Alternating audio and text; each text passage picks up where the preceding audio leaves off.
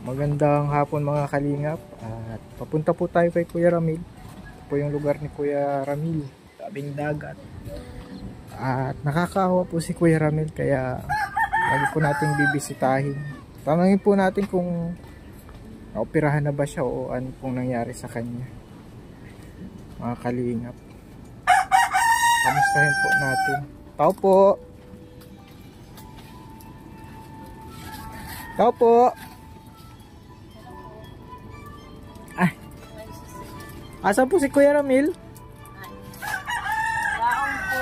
Nandyan? Hindi ba po natuloy kami nung nagparahalat kami. Kaya Lunes na naman, mabalik na naman. Mabalik po. Mabalik na naman po kami. Oo. Si Sanyoro. Paano? Asan po si Kuya Ramil? Ramil. Nakakulong? Dito sa kwarto nila, bakit malamig kasi yan. Oo. Oy, nakangiti pa rin kahit walang makita. Kilala mo ako? Kilala mo yan. Hindi mo ako makita?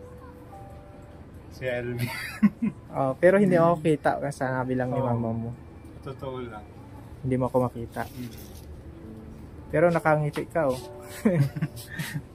Oo. Nangungumusta ako, hindi ka pa pala naoperahan. Hindi pa nga eh. Mabalik pa sa Lunes. Kasi dyan ay ano pa. Saan tayo makaupo? Dito na tayo makaupo. Dito na lang? Dito. Dito na lang po at may ilaw. Diyan po. Si Andy. Okay lang ako. Okay lang ako. Lalong lumalabo. Paano napatay tayo kay Nanay Gigi niyan? Hindi mo na makikita. Kagandahan ni Nanay Gigi. Talaga. Sabi niya lang nakangiti yan. Oo, buti po lagi nakangiti. Sabi ko, ismay lang. Nakikinig man po. Siya po. Yung nakaraan, lagi lang sa kwarto. Diyan ko na nga po pinapatulog at malamig dyan. Sa ano. Lagi lang sa kwarto dun, di nag-ano. Lagi lang po, hindi man nalalabas. Pag ano, mama, bakalan mo daw ako ng timplahing ko. Binamak lang ko ng Bear Brand yung ano, timplahing. Nagagagatas ka na, yan, Kuya Ramil. gatas yan. Binamak lang ko yan ng isang bani. Tama yan, Kuya Ramil. Kahit lumalabo ang paningin, nakangiti pa rin. Sana matuloy na, hindi natuloy sa Lunes. Oo. Matutuloy na yan. Sana nga nandoon mo na si Doktora. Ihatid po kami ng anak ko. Testingin natin yung boses mo. Okay pa yung boses mo? Tutoy, makanta Oo ka naman. na. Sige, kantahan mo siya. Kahit malabo ang mata. Sige. Iwan ko muna Oh, ako sige po na.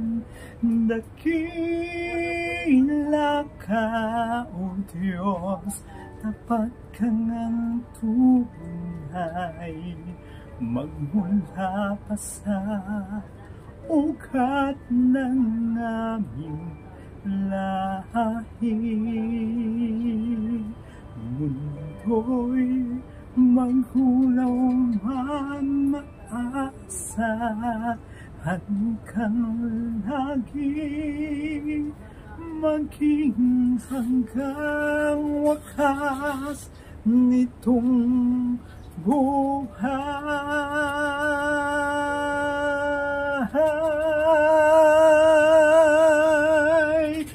Dakila ka, O Diyos, sa habang panahon, katapatan mo'y matibay na sandigan sa bawat bighati, tagumpay man ay naroon. Daluyan ng pag-asa kung kailan ay hinahon. Pag-ibig mong alay sa'kin noon hanggang ngayon, dakila ka, O Diyos.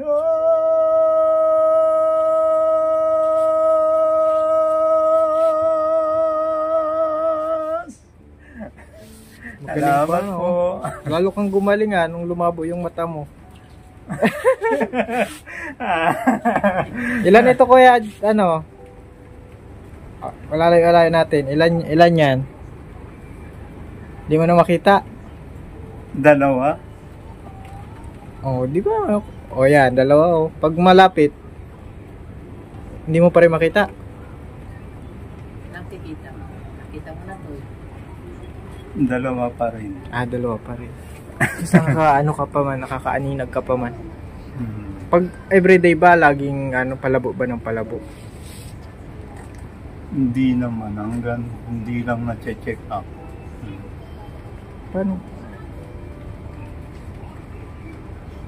Nabigyan ka ba ng gamot o ano? Hmm. Nagpakalako niyang maintenance lang po niya. Dun sa epilepsy. Yung sa epilepsy. So sa Minsan mata, nakulog ang payo niya. nasa... Sa kung sige to, ibabakil ko ka muna ng gamot. Oo. 2 banig, binaking ko siya ng 2 banig na Manasan yun? panintura. Yung po siya. Sa mata pa po, wala pa pong ano. Wala pa po at inaano ko pa po si So, paano po yung na-postpone yung operation niya? 230 po ang saro sa inyo. Paano po na-postpone yung operation niya na May dumating si doktora. Sabi ko, ay naku, paano po yan? Magbukas po mayroon?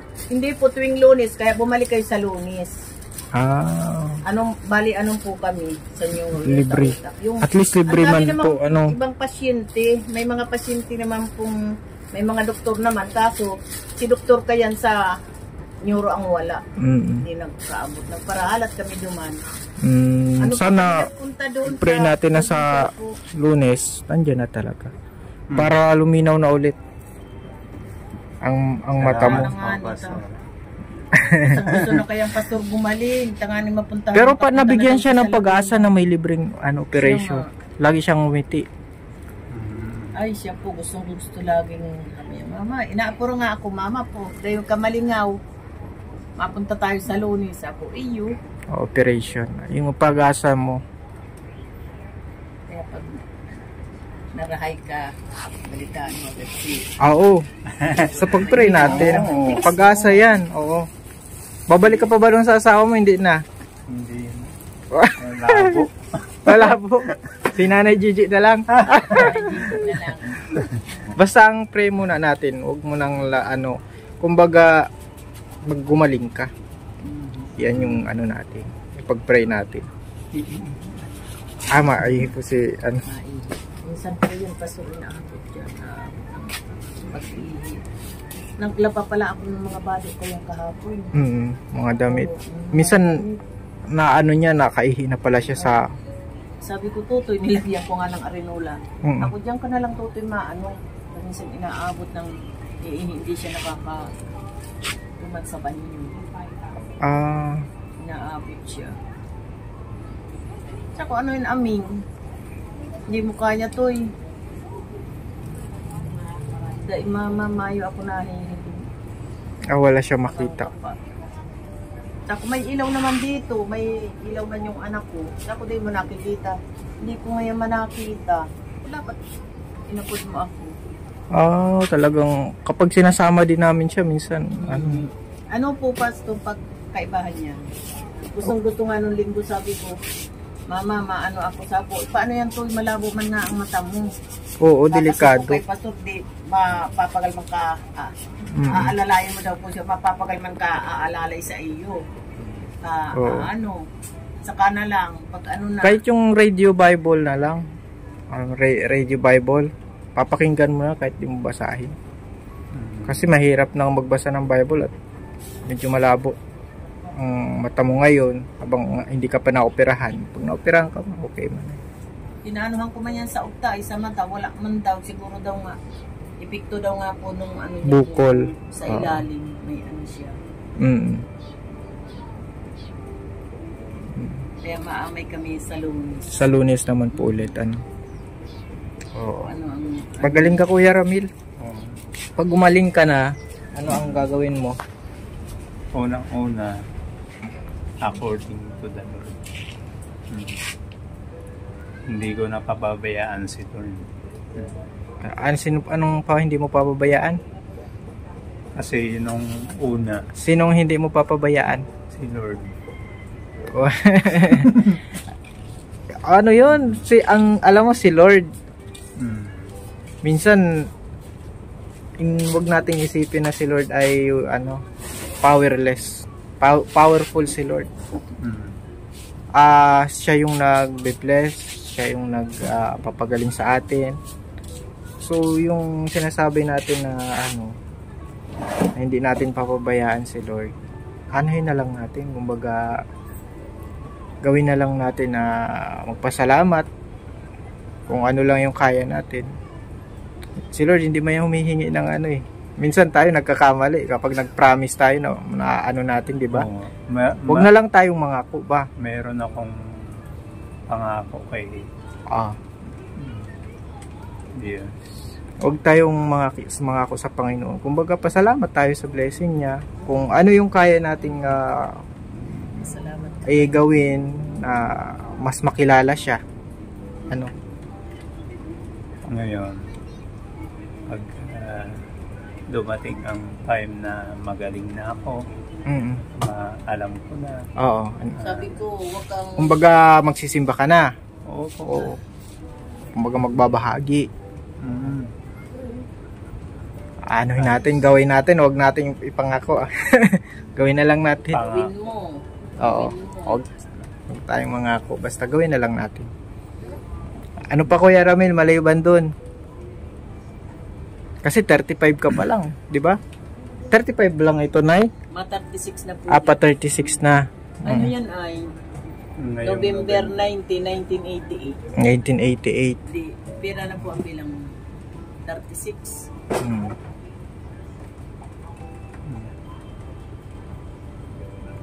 Minsan. Ilang taong ka na Kuya Ramil? 36. 36 ka na. Oo. Ilang taong ka na to dito? May isang taong ka na. Nasabi yan 2 bulan pa lang. Kahapon to nung anak ko, si Ading. Oo. Ilang buwan ka na Kuya Ramil? 3 buwan pa lang ako dito. Ako 3 buwan pa lang bagang. Taon ka na. Sa ano yun, April. Oo. Ano po yan? Nakakalimot na din siya. Nakakalimot. Sa kami siya nag-picture. Ganun. Minsan nagiging... Babalik din yun. Oo.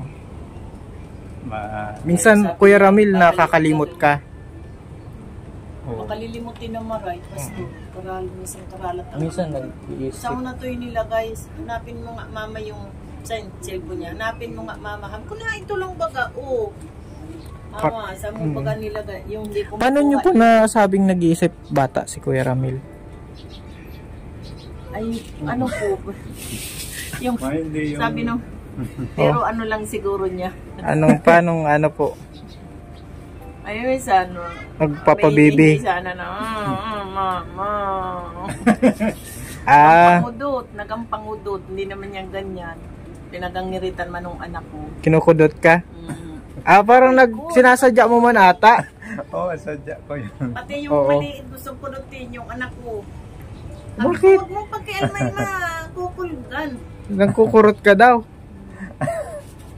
Bakit ka nangkukurot Kuya Ramil? Namimiss ko eh. Namin mas magkaroon yan yung pangungurot mo dati.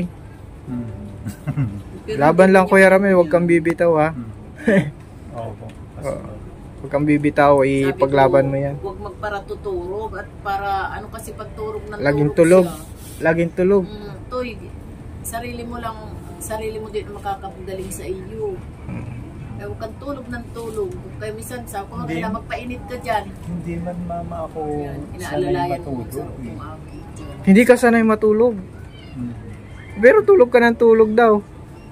Hindi man yan nakanturo ka itong ano pa bagayan paso. Lagi bagay naalis. Minsan sabi ko, saan ka na naman? Dumang po ako kay Pastor Alvin.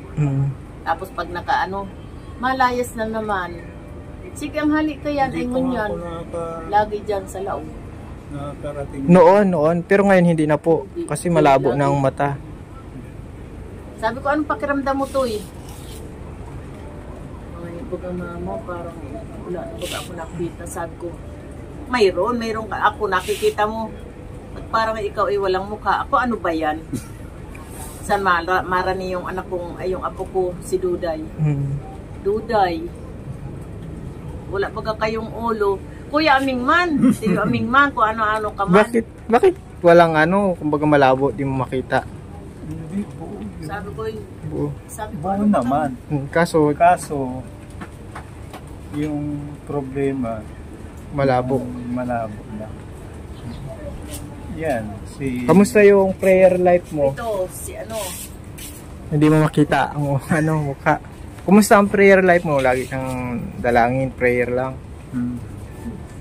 Habang sayang kasi yung oras mo kung itutulog mo lang, yung pag-pray mo lang. Yung puspusan, walang patid na panalangin. Ipaglaban mo yan, kuya, huwag kang ano, bata ka pa eh. Huwag kang bibitaw. Bata ka pa eh. Di ba? Oh. Mapakasal pa kayo ni Nanay Gigi. Oh, okay. Okay. Pray natin at mag-iwan pala ako sa'yo ng ano. Hindi pa rin niya nakakalimutan yung asawa ni Pastor. Ay, hindi pa rin. Hindi pa nakaka-move on. Naka-move on na ako. Naka-move on na. Sinasabi lang. Kaya minsan nakakataram ako. Nakita ko babae. Alam mo, Ramil, kung hindi lang ganun. Kaya minsan, Pastor, magagalit ako. Sabi ko, hindi mo yung ano, tagakausapin ko, wag na mama. Pero nung nakausapin ko yan, parang sabihan ko yan si Emir. Alam mo niya ako, Emir, masampulong taon ka magbahan. Tahuli ka kung may sakit na yung anak ko. Ganyan na iniwan mo na siya.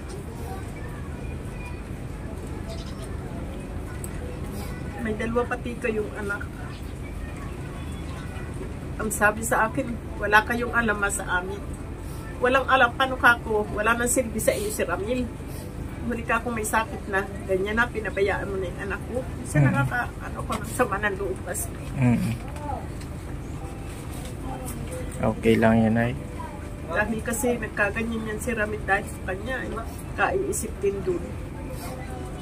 Kabait-bait niyang anak niya. Anuhin na natin, move on ka man na ano, Kuya Ramil.